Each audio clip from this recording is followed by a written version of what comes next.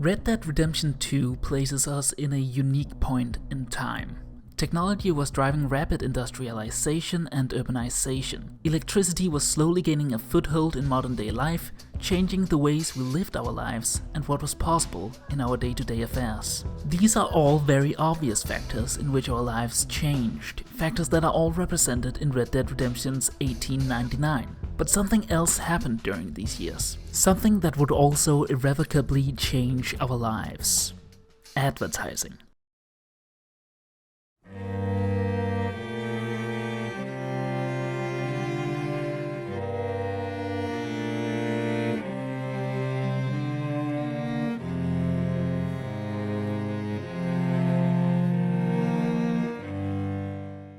Advertising was by no means a new phenomenon in the 1880s and 90s, but the possibilities in producing advertisements on a massive scale were vastly expanded compared to prior decades. Lithography was invented in the 1790s in Germany. This technique allowed for easier mass production of prints, as the material used for the process retained much of the crayon markings left on it, even after numerous rounds of inking and printing. This had obvious economic benefits and would be widely adopted in the following decades. Later in the 1800s, color lithography would be invented, setting the stage for the colorful prints found in Red Dead Redemption 2. The technological progress allowed for ever more vibrant and detailed prints, which would start to fill the city streets in the 1880s and 1890s. This also had implications for the art world, although it may have been a bit slow to catch on. For example, the once powerful Paris Salon would only start to acknowledge color prints in 1899, many years after the technique had peaked in popularity. There's a whole fascinating subplot about how artists were feuding with the Salon that I'm not going to go into here. Suffice it to say that the artist who had the means to experiment with new methods had embraced color lithography despite institutional roadblocks. Furthermore, having a dedicated graphic design artist was a relatively new phenomenon. When you had to have something printed, it was traditionally the printer who designed the actual print. There were, in general, two types of people one could go to get something printed: an engraver or a letterpress printer. The engraver was skilled in making drawings and images on the metal plate that would produce the print. This was slow work compared to the letterpress printer, as it had to be done by hand. The letterpress printer used individual metal letters and arranged them to form the print. They could then be reused and quickly swapped out. The engraver thus had comparatively limitless freedom to design their prints, while the letterpress printer was limited to the types they had available to them. That changed, however. In 1815, a type foundry in London released new display typefaces that, in addition to having more artistic flourishes, also came in different sizes. This fueled the rise of the jobbing printer, who made newspapers, lottery tickets, almanacs, and the like. Suddenly, it was possible for customers to get beautiful products made at a printer, with the added economic benefits of standardized typefaces. This allowed them to employ people who would solely focus on design and composition. In 1880, it was now more common for the printer to refer to themselves as an artistic printer instead of a jobbing printer. No longer did packaging describe the contents inside, and no longer did posters only describe the event or venue they were advertising. Now, with the advent of the artistic printer and color lithography, beautiful prints would fill city streets, and food packaging was no longer a dull affair. Magazines also used the services of an artistic printer. Think of the catalogs found in stores in the game. They have the text selling you on the product, but also immaculate illustrations of said products. Of course, all of this also birthed the advertising agencies that would coordinate advertising efforts across country borders and mediums. These agencies soon opened their own art departments that would design the ads themselves. In the beginning, this was unpopular, as the printer usually included the design as part of their printing services. Having to pay a separate sum to another company for a design seemed odd. But through exceptional graphic design, the advertising agencies soon convinced companies of their worth. In 1903, 4 years after the year Red Dead Redemption 2 is set in, the first dedicated graphic design agency opened in Austria. Modern advertising was born, and Red Dead 2 places us right in the years leading up to this. This begs the question: what was advertising like before these developments?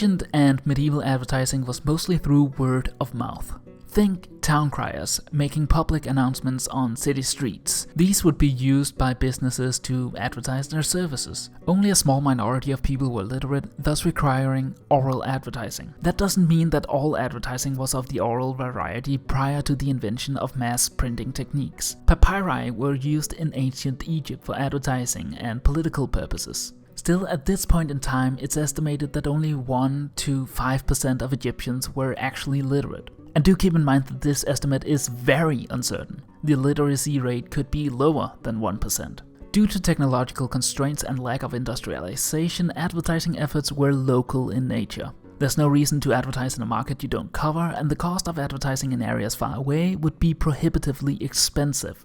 Though the Gutenberg press was introduced to the world in the 1400s, it wouldn't be until 1605 that the first newspaper was printed. It was named Relation aller Vernehmen und Gedenkwürdigen Historien and was published in Strasbourg. Several other local newspapers would pop up in the following years, but they would often be challenged by censorship. It wouldn't be until 1777 that the first French daily newspaper was published, and after the French Revolution, the monarchy would once again restrict newspaper publishing. This was significant for advertising for two reasons. First, it indicates how glacial technological innovation and adoption was. This was both because of practical and cultural constraints. Second, it impacted where businesses could advertise. One of the major forms of advertising during this period was in newspapers. As such, the invention of color lithography not only expanded the possibilities within newspaper advertising, but also unchained businesses from the newspaper industry. They could now independently contact an advertising agency and printer to mass produce beautifully designed advertisements. By the 1890s, the industry was thriving. The technological innovations necessary to produce the colored prints were well established, ad agencies were seeing the light of day, and industrialization drove the need for mass advertising and branding. That really is the other side of the coin. Companies saw the possibilities of establishing an emotional connection between themselves and the customer.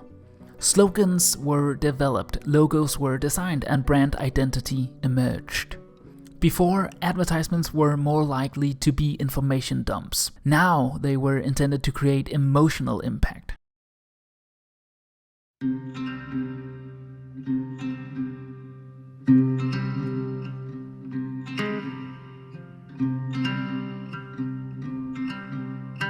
Branding was also recognized as intellectual property for the first time in the US. In 1881, the first Trademark Act was passed by Congress, although it only covered international infringement. US businesses would have to wait until 1905 for a law that protected them domestically.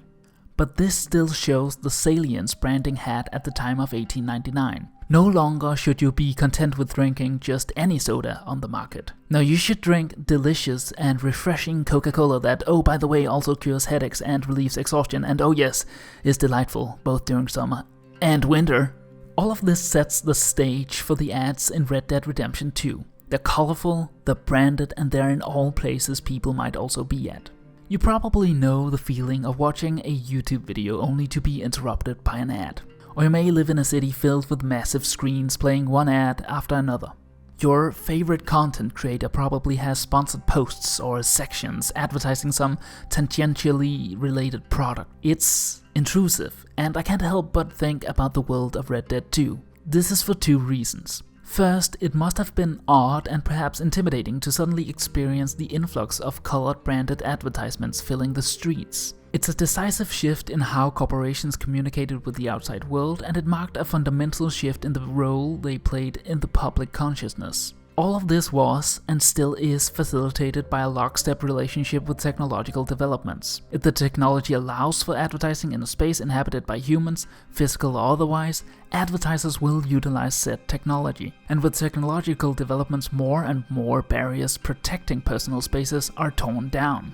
Red Dead Redemption 2 chronicles the deterioration of barriers protecting public spaces that today are wholly torn down, while we are in the midst of living through the technologically driven deterioration of personal spaces. And make no mistake, this is driven by advertising. Many of the largest tech companies in the world are in the business of advertising. That includes Google and, more importantly, Meta, previously known as Facebook. Their technological innovations are driven by the wish to uncover more spaces in which they can advertise. Where technological innovations were previously separate from advertising efforts, they are now increasingly consolidated into one single entity. Meta, for example, has publicly announced that they're attempting to build a virtual space meant to function as a form of new internet. They claim it'll interface with the real world and other virtual spaces, and that it'll have its own economy. They say more and more of our lives will happen in this so-called metaverse. And if this comes to pass, it'll mean that no longer have advertisers torn down barriers to public and personal spaces. They'll now be the designers of said spaces, opening up even more advertising opportunities and paving the way for ever more intrusive ads. This brings me to the second reason I think about the world of Red Dead Redemption 2.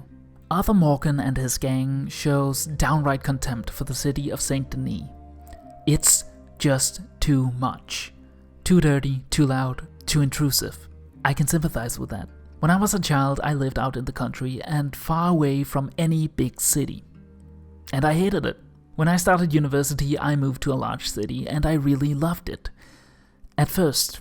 But with time, I came to notice how it was never fully quiet, how there was always light, how someone always tried to get my attention and, in extension, my money. Streets were filled with signs and giant shop windows advertising whatever product the store was selling. When I lived out in the country, I always imagined that when I grew up, I would want to live in the middle of the largest city I could possibly imagine. But it turns out I get exhausted by the city.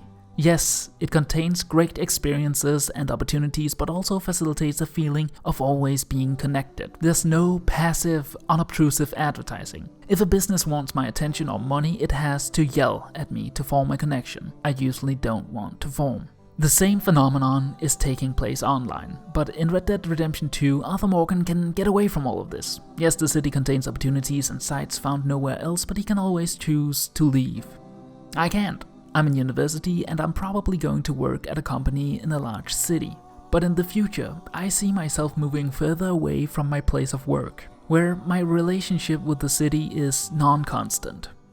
Whenever I play Red Dead Redemption 2 and I roam the countryside, I'm reminded of all the good parts of being away from civilization. Yes, the city is amazing and the internet is the most incredible invention in the modern age. But both the city and the internet is fueled by people buying stuff. And to get people to buy stuff, you first need their attention. And to get their attention, you yell at them. Whether it be through video, audio, or yes, colorful posters in the streets. That's when Red Dead helps to remind me that I can disconnect. That the city and the internet need not be my only plane of existence.